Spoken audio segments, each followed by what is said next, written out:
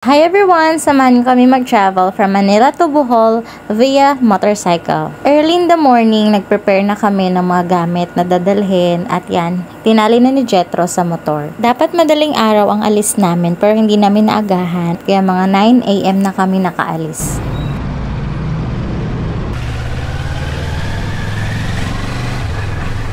Skyway na lang siguro ta. Skyway.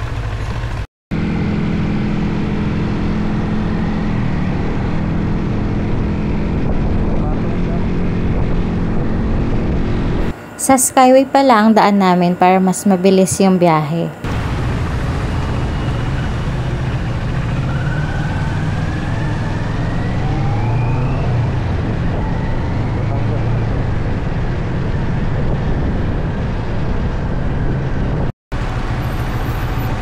Ito kuya.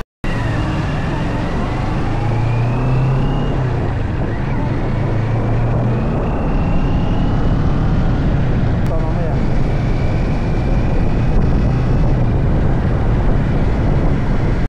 11 AM na to at first stop din namin dito sa Jollibee, Batangas kasi nagutom na rin kami at magla-lunch na rin kami.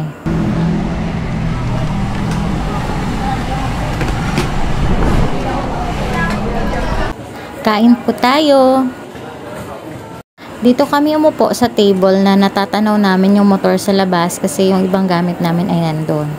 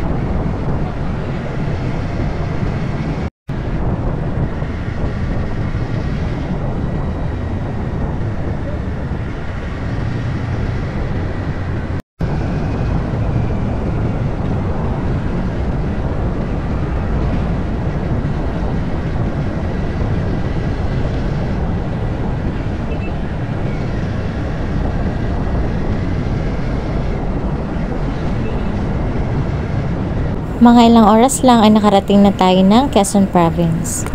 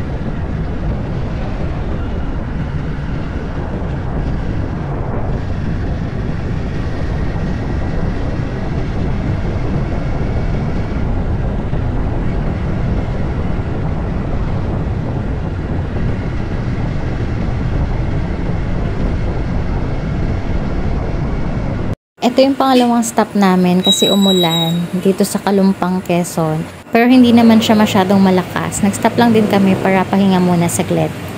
Pangatlong stop namin ay papuntang Bicol. Nag-stop din kami kasi para makapag-CR at makapag-gas.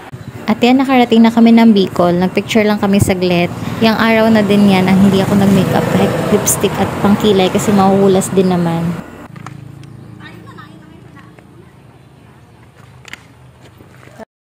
Mga 8 PM na to, nag-dinner na rin kami.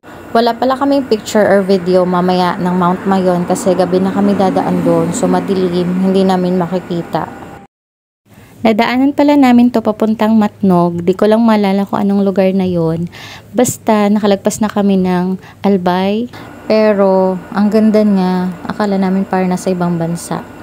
Hindi namin alam kung pasyalan siya or what. Basta nagpicture lang din kami dyan saglit. Ang liwanag, maraming ilaw, basta ang ganda niya sa personal. Sa mga nakakaalam kung ano yan, please comment down below. So, nakarating na kami ng Matnog Port, pero bago kami nakarating dyan, may nadaan kaming checkpoint. Doon kanila bibigyan ng papel na i-fill out, tsaka hihingian ka ng photocopy ng ORCR. At dyan mo rin ibibigay yung papel na galing sa kanila. Dyan ka na rin kukuha ng ticket at magbabayad ng all-in na yun, kasama na lahat. Ang nabayaran pala namin kasama na yung motor is 900 plus. Total hours naman ng biyahe from Quezon City to Matnog is 15 hours. So, dapat 13 hours lang siya. Pero meron kasi kaming pahinto-hinto na nagpapahinga kami. Kaya, naging 15 hours siya. So, dito na kami babawi ng tulog sa Roro. Ayan, nakarating na kami ng Allen, Samar. May mga divers pa rin pala na ganyan. Yung hinahagisan ng barya tapos kukunin nila sa ilalim. From Allen Port, dumiretso na rin pala kaming magbiyahe kasi nag-breakfast naman kami kanina doon sa Roro. Nadaanan din pala namin to. Di namin alam kung ano ito.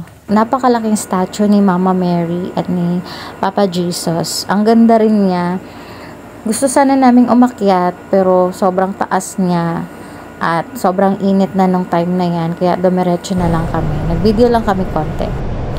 Approaching na kami sa San Juanico Bridge kaya ginamit na ulit namin yung Insta360 kasi hindi muna namin siya ginamit ng matagal para makasave ng battery kasi yung dala naming power bank ay para yun sa cellphone na ginagamit kasi ni Jetro pang Google Maps dahil first time din namin bumiyahe kailangan ng guide. At napakaganda ng San Juanico Bridge.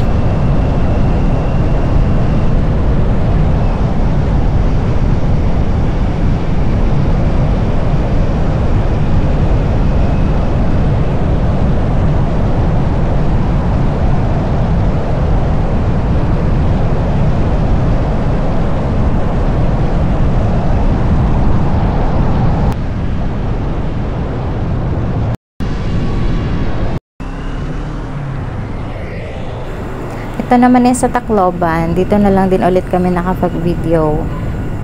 So pagdating pala namin ng Bato, Leyte, hindi na ako nakapag-video kasi dire-diretso na kami.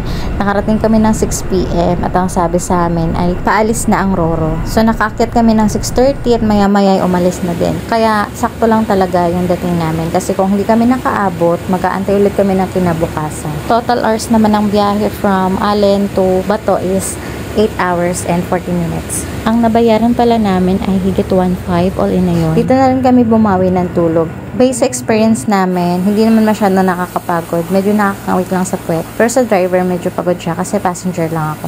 May disinfect pala dito sa Ubay Port, yung sasakyan tsaka yung mga paa ng passengers. So total hours ng biyahe, lahat-lahat is 38 hours hanggang makarating kami ng bahay. So yun lang yung vlog namin. Thank you for watching. Bye!